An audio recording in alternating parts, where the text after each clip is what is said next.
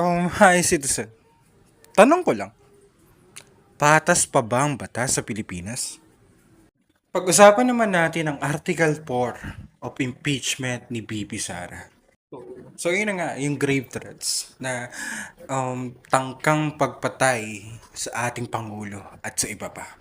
Na kumuha siya ng hitman para patayin lahat ng mga kanyang mga binanggit doon. At bigla may bawi pa siya sa dulo. It's like, no joke. Hindi to joke. Ganun. Something like that. Tapos, malalaman mo lang sa isang pahayag niya na freedom of expression lang yan or freedom of speech lamang daw yon. At ito pa, kung matatandaan nyo, may isang guro na nagbiro sa social media na kung magbibigay raw siya ng ransom money kung sino lang daw makakapatay kay President Duterte noon. Ano nangyari sa kanya? Kulong agad. Tapos sa BP presidente natin, freedom of expression lang, freedom of speech lang. Ano to?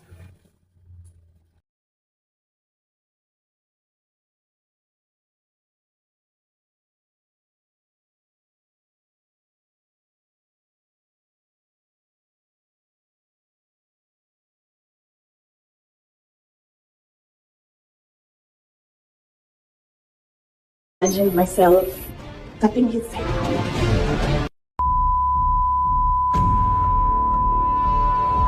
Martin Romualdez, Lisa Marcos, Bongbong Marcos.